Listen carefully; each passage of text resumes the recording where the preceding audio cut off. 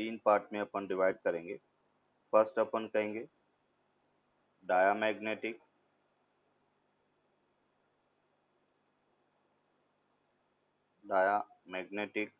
Second paramagnetic,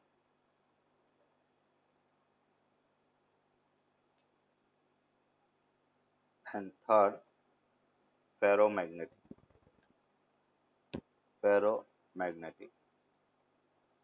ये तीन type के मटेरियल होते हैं, diamagnetic, paramagnetic and third one is ferromagnetic. अभी बेटा डायामैग्नेटिक क्या होता है,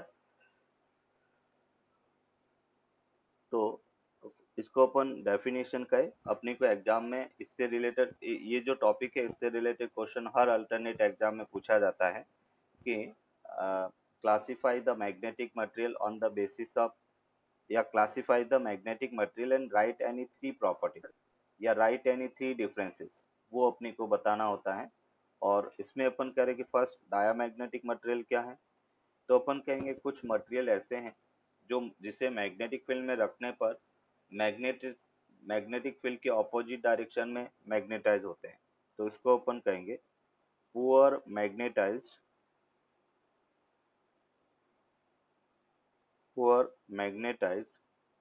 इन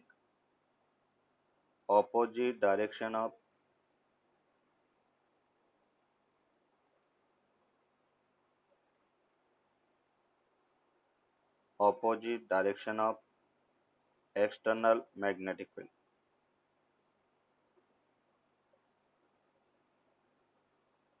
external magnetic field that means हम कह रहे हैं कि इसके अंदर अगर इनको अपन मैग्नेटिक मटेरियल में रखें, एक्सटर्नल मैग्नेटिक फील्ड कुछ इस टाइप से है, ये एक्सटर्नल मैग्नेटिक फील्ड है, तो ये बेटा अपन कह रहे कि फेबली मैग्नेटाइज होंगे, और इनका जो डायरेक्शन है वो अपन कह रहे हैं ऐसे हो जाएगा। ये अपन कह रहे कि मटेरियल है वो ऐसे ऑपोजिट डायरेक्शन में मैग्नेटाइज होंगे। एक्सटर्नल मैग्नेटिक फील्ड ऐसे है बेटा, बट अपन कह रहे कि ये ऑपोजिट डायरेक्शन में मैग्नेटाइज होंगे। फिर है पैरामैग्नेटिक मटेरियल, इनको भी कहेंगे poor magnetise in the direction of external magnetic field, poor magnetise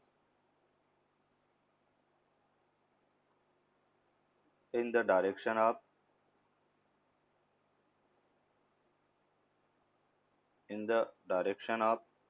external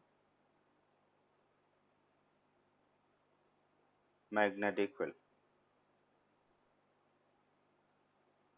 poor magnetized in the direction of external magnetic field।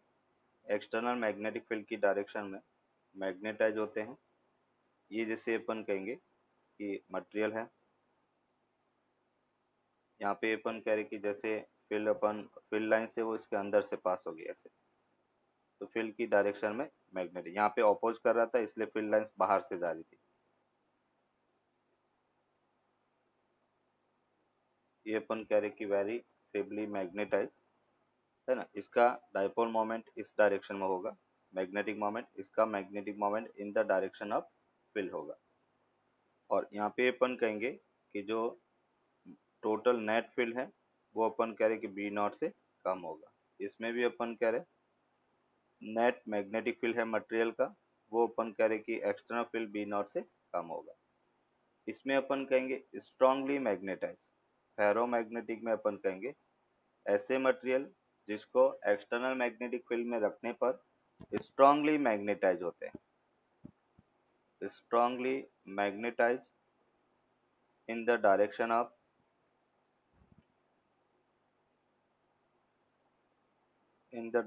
Of external magnetic field, external magnetic field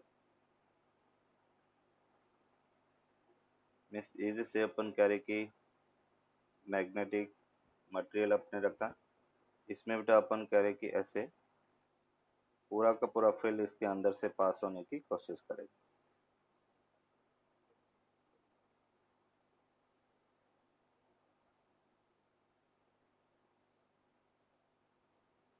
ये अपन कह रहे हैं कि इसका मैग्नेटिक मोमेंट m है। यहाँ पे बेटा अपन कहेंगे कि जो नेट मैग्नेटिक फील्ड है very very greater then V not होगा। ये अपन कह रहे हैं कि फर्स्ट डिफरेंस अपने लिखा, इसको अपन फर्स्ट पॉइंट, ये फर्स्ट डिफरेंस हो गया। फिर अपन कहेंगे सेकंड डिफरेंस की अगर अपन बात करें तो अगर मैं यहाँ पे बात करता हूँ म्यू आर रिलेटिव परमेबिलिटी, तो इसकी बेटा अपन कह रहे कि म्यू की वैल्यू वो लेस देन म्यू नॉट होता है, और म्यू आर जो है वो अपन कह रहे कि greater than zero less than one के इक्वल होगा। रिलेटिव परमिटिविटी वन और जीरो के बीच में लाई करेगी। यहाँ पे अपन कह रहे कि म्यू आर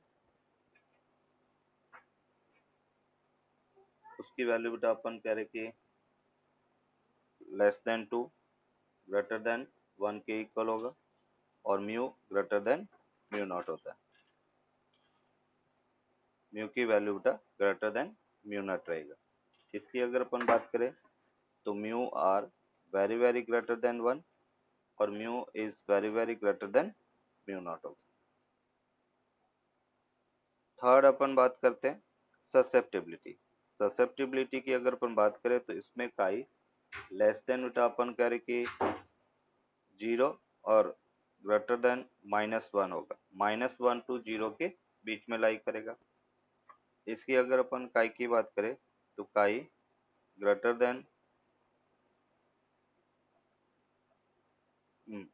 देन जीरो और लेस देन बेटा अपन कह रहे कि कुछ फाइनाइट वैल्यू होगा 2।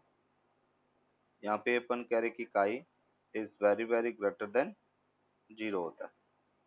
इसकी वैल्यू बेटा अपन कह रहे कि जीरो से बहुत बड़ी होगी, क्योंकि काई और म्यू आर में क्या रिलेशन है, हमने कहा था कि chi equals to 1 plus mu are.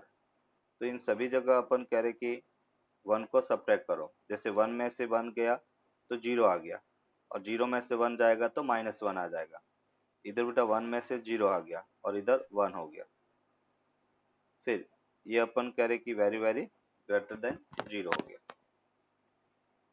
उसके अलावा अगर अपन यहाँ तक नोट करो, यहाँ पे जो टी सी है उसको क्रिटिकल टेम्परेचर कहेंगे या क्यूरी टेम्परेचर। ऐसा टेम्परेचर जब फेरोमैग्नेटिक पैरामैग्नेटिक में चेंज हो जाता है तो उसको अपन क्रिटिकल टेम्परेचर या क्यूरी टेम्परेचर कहेंगे। अभी जैसे अपन बात करें फर्स्ट ग्राफ बेटा अपन देखें डायमैग्नेटिक के लिए, ये अपन करें कि सेकेंड पैरामैग्नेटिक के लिए, थर्ड फेरोमैग्नेटिक के लिए।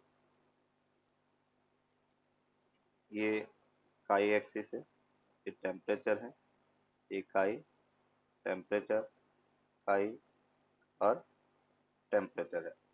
फर्स्ट ग्राफ टाइम का इंडिपेंडेंट होना चाहिए, तो यहाँ पे अपने का नेगेटिव में होती है काई और टेम्परेचर का इंडिपेंडेंट।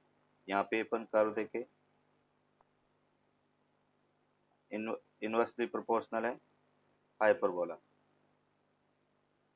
ये इनवर्सली प्रोपोर्शनल हाइपरबोला होगा। यहाँ पे अपन ग्राफ की बात करें तो T equals to T C है और फिर हाइपरबोला होगा ऐसे। ये अपन कह रहे कि क्यूरीज वेस्लो फेरोमैग्नेटिक मटेरियल का ग्राफ है।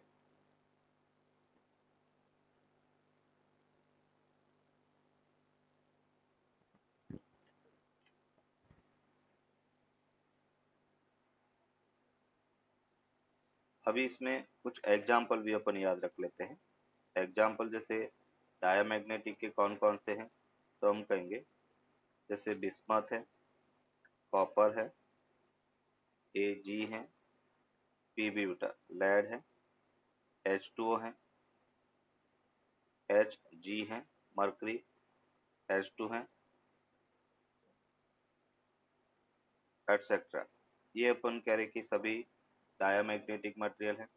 अगर हम पैरामैग्नेटिक मटेरियल की बात करें तो जैसे सोडियम है, पोटेशियम है, मैग्नीशियम है, मैग्नीज है, स्टेनम है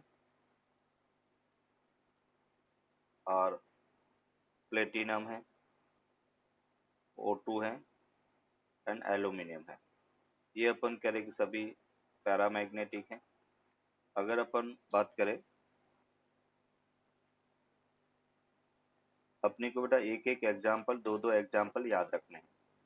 अगर हम बात करें फेरोमैग्नेटिक, तो जैसे फेरस है, कोबाल्ट है, निकल है, ये बेटा Fe3O4 है, हेमेटाइट जिसे कहते हैं, एलेनिको है, एटसेट्रा। ये बेटा अपन कह रहे फेरोमैग्नेटिक मटेरियल है। IH curve of ferromagnetic material.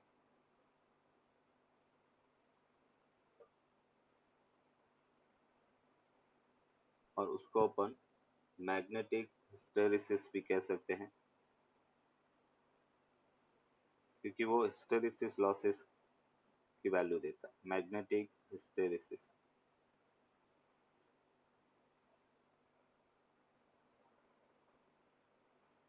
आई को आपने डिफाइन किया था इंड्यूस मैग्नेटिक इंटेंसिटी, और एच है वो मैग्नेटाइजेशन इंटेंसिटी। आई है वो इंटेंसिटी ऑफ मैग्नेटाइजेशन है, और एच है वो मैग्नेटाइजिंग इंटेंसिटी है। दोनों अपन ने डिफाइन किया था। आई जो है इसको अपन कहेंगे इंटेंसिटी ऑफ मैग्नेटाइजेशन, जिसे अपन इंड्यूस फील्ड इंटेंसिटी भी कह सकते हैं। इंटेंसिटी ऑफ मैग्नेटाइजेशन, ये basically induced magnetic field intensity है। Induced magnetic induction per unit volume, है ना। Induced magnetic moment per unit volume, तो ये बेसिकली इंड्यूस्ड मैग्नेटिक फील्ड है। एच जो है उसको अपन कहेंगे magnetisation intensity. Magnetisation intensity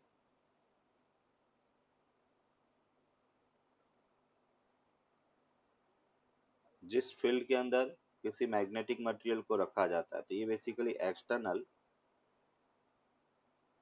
magnetic field है। एक्सटर्नल मैग्नेटिक फील्ड वो बेटा एच के इक्वल है। अगर मैं इसका ग्राफ प्लॉट करता हूँ कि फेरोमैग्नेटिक मटेरियल को हमने एक एक्सटर्नल मैग्नेटिक फील्ड में रखा, ये जिसे बेटा अपन कह रहे कि एच है, ये अपने पास आई है, तो इसका ग्राफ कुछ इस टाइप से होगा।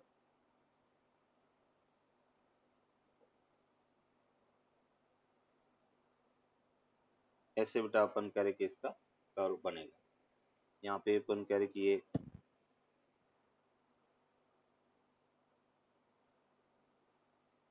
ऐसे अपन कह रहे कि एक लूप होगा। ये बेटा अपन कह रहे कि फील्ड जीरो है।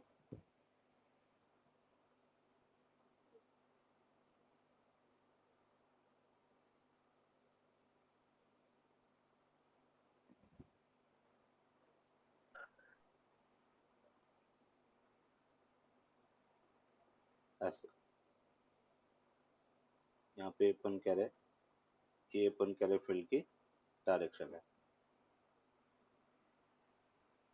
इस पॉइंट को बेटा ये जीरो मैग्नेटिक फील्ड है। इस पॉइंट को अपन कहेंगे कोर्सिविटी, ये एच सी है, यहाँ पर माइनस एच सी है। ये पॉइंट रिटेंटिविटी है, जिसे अपन बी आर कहेंगे, ये माइनस बी आर है। तो जो एच सी पॉइंट है इसको अपन कहेंगे कोर्सिविटी। कोर्सिविटी, ये जो पॉइंट है उसको अपन कहेंगे रिटेंटिविटी। रिटेंटिविटी या रेजिडुअल मैग्नेटिक फील्ड भी कहते हैं।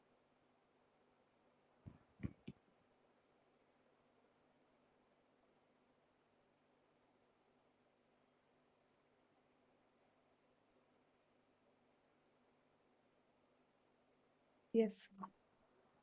कह सकते हैं कि when we remove external magnetising intensity या magnetising field external magnetising field, और एक्सटर्नल मैग्नेटाइजिंग फील्ड क्या था, एच था, और उसको अपने जीरो किया। The magnetic moment,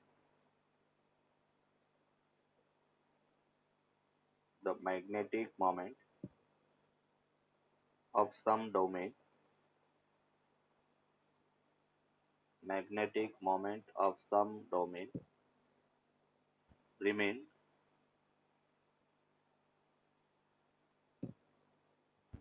aligned, remains aligned in the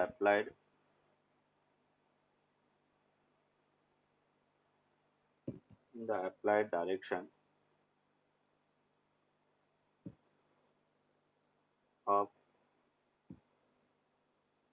previous magnetizing field, previous magnetizing field, which results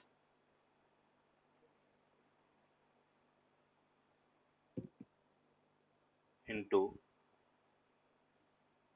residual magnetism। Residual magnetic, अभी जैसे अपन कह रहे कि मैग्नेटिज्म होता क्या है, उसको बेटा अपन यहाँ पर डिफाइन करें, तो कुछ और डेफिनेशन यहाँ पे डिफाइन करेंगे। एक तो अपन कह रहे रेजिडुअल मैग्नेटिक फील्ड या रिटेंटिविटी। तो फर्स्ट अपन इसको रिटेंटिविटी भी कह सकते हैं, रिटेंटिविटी या residual magnetic field, residual magnetic field. अभी हमने कहा कि जब H जीरो है, एक्सटर्नल मैग्नेटिक फील्ड जीरो है, तब जो I की वैल्यू होगा उसको अपन रिटेंटिविटी या रेजिडुअल मैग्नेटिक फील्ड कहेंगे। इसको अपन समझ सकते हैं कि जैसे एक आयरन की नेल है ना, एक कील है, उसको अपने मैग्नेट के साथ में रखेंगे तो आप देखोगे कि वो भी एक मैग्नेट बन जाती है ना। एक ब्लेड है, अगर मैग्नेट के साथ में रखे कुछ टाइम तक, तो वो ब्लेड है वो भी चिपकने लग जाती है, मतलब अट्रैक्ट करने लगेगी आयरन को। तो वो खुद एक मैग्नेटिक, उसका मैग्नेटिक मोमेंट है, वो कुछ न कुछ पॉजिटिव हो जाता है, डाइपो जो डोमेन है वो एक डायरेक्शन में अलाइन हो जाते हैं, तो वो भी एक मैग्नेट की तरह बिहेव करने लगती हैं। उसी वो मैग्नेट जिसके कारण बिहेव करता है उसी को अपन कहेंगे रेजिडुअल मैग्नेटिक फील्ड, या अपन कह रहे कि रिटेंटिविटी। और उसको हम ये कह सकते हैं the intensity of magnetisation, the intensity of magnetisation, the intensity of magnetisation मतलब हम आई की बात कर रहे हैं। When the external magnetising intensity becomes zero, external magnetising intensity becomes zero।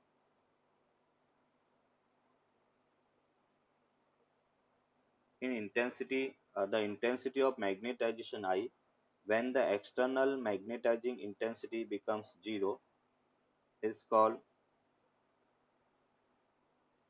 retentivity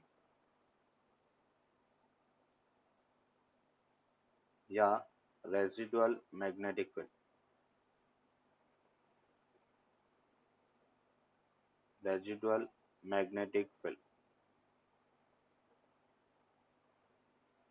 The intensity of magnetization when the external magnetizing intensity becomes zero is called retentivity या residual magnetic field। Second अपन बात करेंगे कोर्सिविटी, कोर्सिविटी and कोर्सिविटी उसको अपन H C से denote करेंगे। मतलब जो residual magnetic field था उसको जीरो करने के लिए, जो उसमें बचा हुआ मैग्नेटिक फील्ड है उसको जीरो करने के लिए जो applied external magnetic field intensity है उसको अपन कोर्सिविटी कहेंगे। मतलब इसको हम सिंपल ये डिफाइन कर सकते हैं, कोर्सिविटी, कोर्सिविटी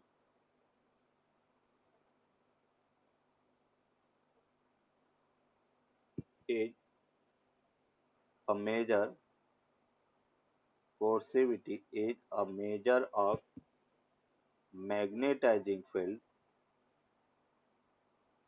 measure of magnetizing field H required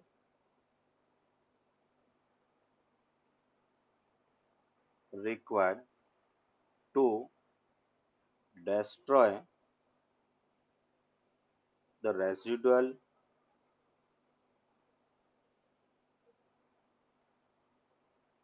magnetic field.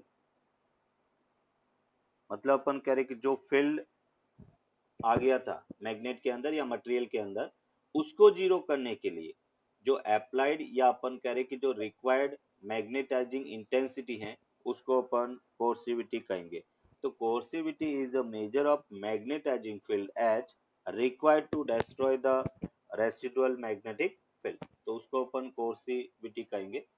तो अपन यहाँ पे दो टर्म हमें याद रखना है, एक तो रेसिडुअल मैग्नेटिक फील्ड और दूसरा अपन कह रहे हैं कि कोर्सिविटी। अभी मैग्नेटिक को फर्दर दो पार्ट में अपन क्लासिफाई करेंगे। फर्स्ट अपन कहेंगे soft magnetic material, soft magnetic material and second अपन कहेंगे hard magnetic material, hard magnetic material. Soft magnetic material और सेकेंड अपन कह रहे कि हार्ड मैग्नेटिक मटेरियल। सॉफ्ट जो मैग्नेटिक मटेरियल होते हैं वो होते हैं लो रिटेंटिविटी रहता है, उसका रिटेंटिविटी भी लो रहता है। तो ऐसे मटेरियल जिसकी low retentivity, low कोर्सिविटी, low कोर्सिविटी and small hysteresis loop होता है, हिस्टेरिसिस लॉसेस स्मॉल होता है, लो हिस्टेरिसिस लॉसेस। अभी जो बेटा आपने यहाँ पे देखा area of the IH curve gives hysteresis losses, hysteresis losses। Area of the IH curve gives hysteresis losses। IH curve का जो एरिया है वो अपने को हिस्टेरिसिस लॉसेस देगा। एरिया कंपेरेटिवटा ज्यादा है तो लॉसेस ज्यादा होगा, एरिया कम है तो लॉसेस कम होगा। यही पॉइंट अपन यहाँ पर सॉफ्ट आयरन में कह रहे हैं कि इसमें जो एरिया है वो स्मॉल होता है, मतलब रिटेंटिविटी लो, कोर्सिविटी लो और स्मॉल हिस्टेरिसिस लॉसेस, मतलब इसका एरिया है वो भी कम होगा। अभी इस टाइप के मटेरियल है मोस्टली इलेक्ट्रोमैग्नेट में यूज करते हैं। तो ये अपन कह रहे this material are used in electromagnet. Electromagnet में हम चाहेंगे कि एनर्जी का लॉस कम से कम हो, इसलिए अपन इस टाइप के मटेरियल को यूज करते हैं। और इसका अगर एग्जांपल देखें कि कौन से मटेरियल अपन यूज कर सकते हैं इलेक्ट्रोमैग्नेट्स है, इसके अलावा कोर्स ऑफ ट्रांसफार्मर है, कोर्स ऑफ ट्रांसफार्मर। ट्रांसफार्मर बेटा क्या करता है, स्टेप अप और स्टेप डाउन, वोल्टेज और करंट को अपनी रिक्वायरमेंट के अकॉर्डिंग इंक्रीज और डिक्रीज करने का काम ट्रांसफार्मर करता है। तो ट्रांसफार्मर की वोल्टेज और करंट को इंक्रीज डिक्रीज करते हैं तो उसमें कोर्स जो लगी रहती है जिस पर अपन कह रहे वाइंडिंग की जाती है, वो वाइंडिंग सॉफ्ट आयरन की बनी होती है। और इसमें अपन कह रहे कि कौन कौन से मटेरियल, तो मोस्टली सॉफ्ट आयरन वो अपन इसमें यूज करते हैं। अभी जैसे अपन कह रहे कि इसका IH कर्व अपन ड्रॉ करें तो एक नैरो एरिया होगा, मतलब एरिया बहुत कम होगा। और इस टाइप से बेटा अपन कह रहे कि ये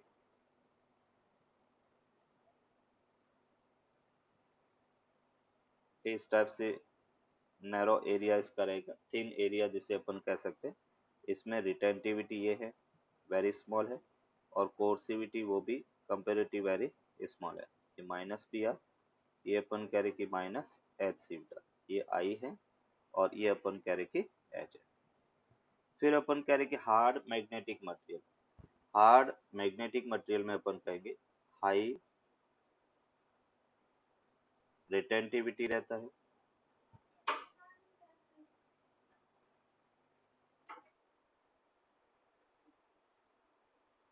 परमानेंट मैग्नेट, परमानेंट मैग्नेट के अंदर अपन कह रहे कि इन मटेरियल को बनाने में अपन यूज करेंगे। और यहाँ पे अपन कह रहे जो मटेरियल अपन यूज करते हैं वो कौन कौन से होते हैं, तो जैसे स्टील, उसको परमानेंट मैग्नेट में यूज करते हैं।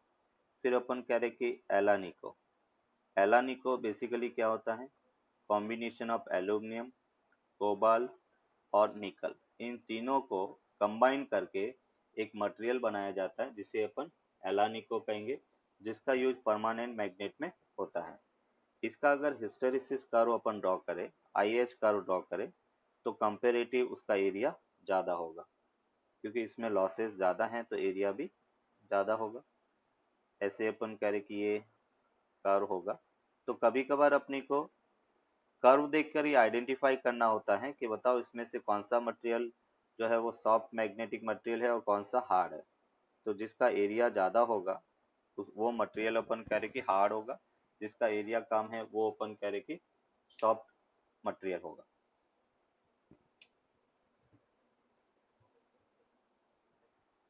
के लिए हम क्या करेंगे, सोलेनॉइड जैसे अपन कह रहे कि एक मटेरियल है और उस सोलेनॉइड के अंदर अपन कह रहे कि हार्ड मैग्नेटिक मटेरियल अपन इंसर्ट कर लेते हैं। तो ये जैसे अपन कह रहे कि एक नॉर्थ पोल है, ये साउथ पोल है, और यहाँ पे अपन कह रहे कि इस टाइप से एक सोलेनॉइड है, उसके अंदर इस मटेरियल को इंसर्ट कर दिया। इलेक्ट्रोमैग्नेट बनाने का तरीका है, यहाँ पे अपन कह रहे कि एक स्ट्रॉन्ग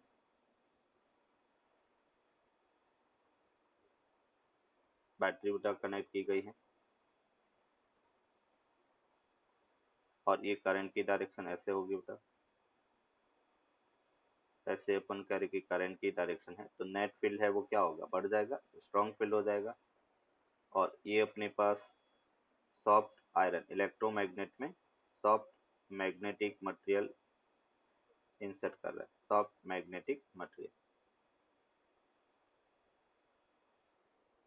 या फिर अपन ये कह सकते हैं कि इसको इस टाइप से बेटा अपन कह रहे कि U shape horse shoe magnet जो होता है उसके ऊपर अपन वाइंडिंग कर लेंगे। ये जैसे अपन कह रहे कि इसकी वाइंडिंग होता है, हॉर्स शू मैग्नेट पर इस टाइप से वाइंडिंग कर दी।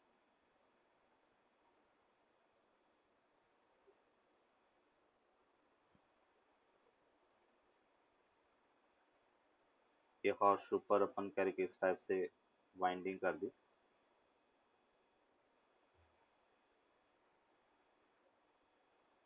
एक स्ट्रॉन्ग बैटरी है वो कनेक्ट कर दी, हाई पोटेंशियल की बैटरी कनेक्ट करेंगे, प्लस माइनस। ये अपने पास जो नॉर्थ पोल है ये साउथ पोल हो जाएगा। यहाँ पे अपन कह रहे कि करंट ऐसे फ्लो हो रहा है, ये करंट ऐसे बताएगा,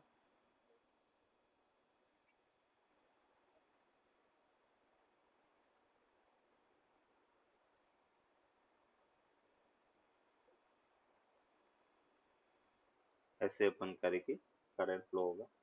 तो यहाँ पे अपन कह रहे कि ये इलेक्ट्रोमैग्नेट है, इलेक्ट्रोमैग्नेट, इलेक्ट्रोमैग्नेट।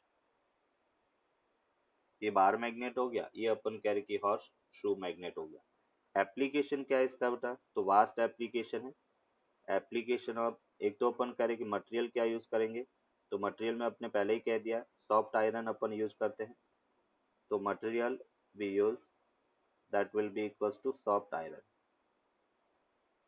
सॉफ्ट आयरन उसको अपन इसमें यूज करते हैं। और एप्लीकेशन अगर इसका देखें तो जो इलेक्ट्रिक क्रेन है, किसी आयरन की बॉडी को उठाना है तो उसमें अपन इसको यूज करेंगे। तो एप्लीकेशन में फर्स्ट एप्लीकेशन अपन देख सकते हैं इलेक्ट्रिक क्रेन, इलेक्ट्रिक क्रेन उसमें इसको यूज करेंगे। Electric range for lifting and transferring, lifting and transferring big machines, बड़ी मशीन्स को लिफ्ट करना या अपन करें कि ट्रांसफर करना या उसके किसी पार्ट को लिफ्ट करना या ट्रांसफर करना, उसमें अपन यूज करेंगे। सेकेंड एप्लीकेशन कहेंगे इन मेडिकल फील्ड, इन मेडिकल फील्ड। जैसे अपन कह रहे कि बॉडी के अंदर बुलेट चली गई है और उस बुलेट को बाहर निकालना, तो अपन इस टाइप के इलेक्ट्रोमैग्नेट यूज कर सकते हैं। इन medical field they are used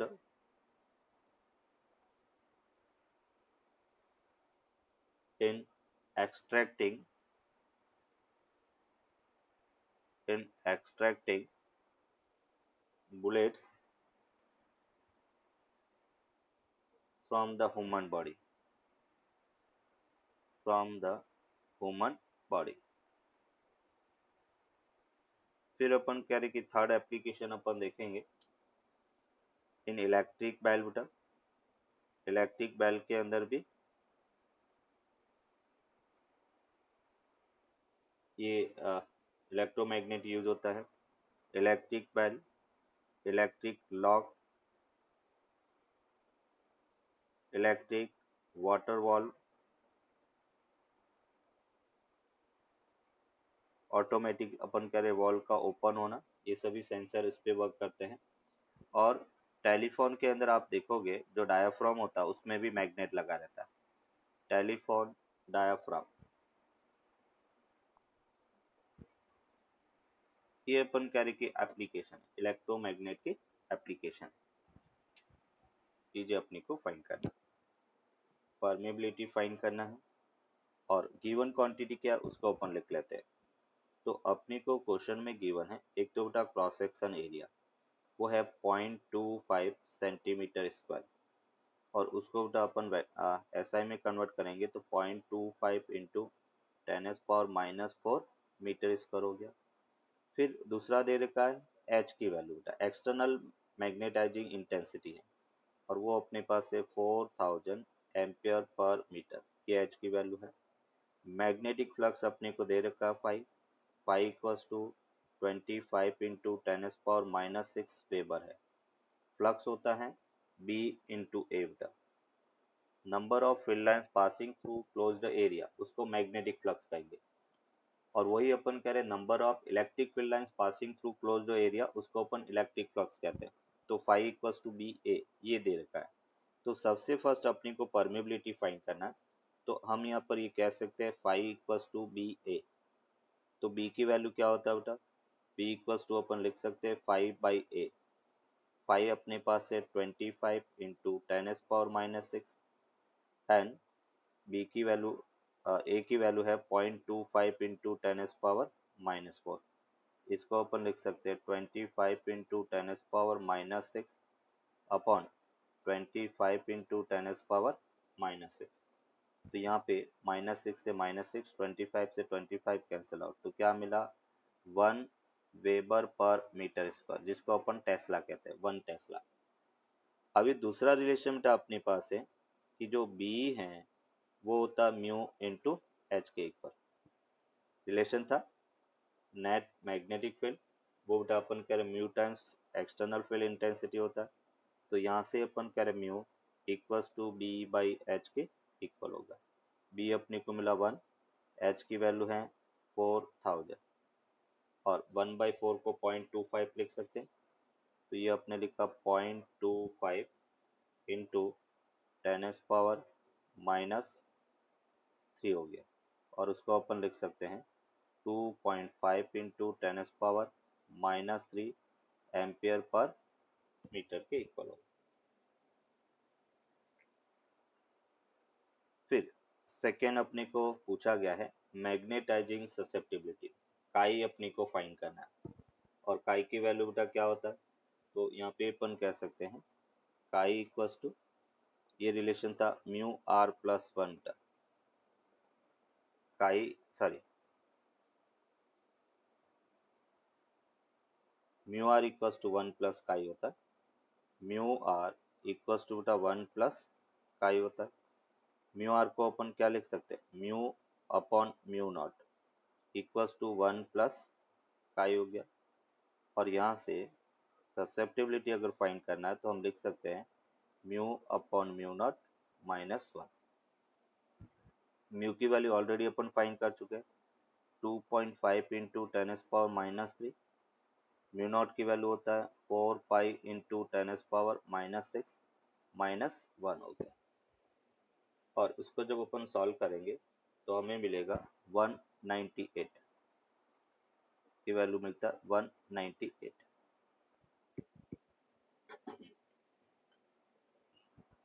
फिर थर्ड पार्ट में अपने को सॉल्व करना है मैग्नेटाइजेशन आई की वैल्यू का।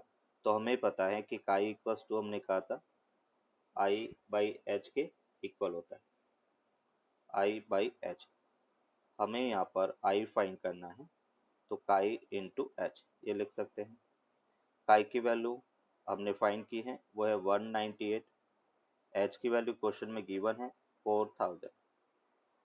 और इसको जब अपन सॉल्व करेंगे तो ये अपने को 7.92 इंटू 10⁻⁵ मिलेगा ampere per metre. That is the answer.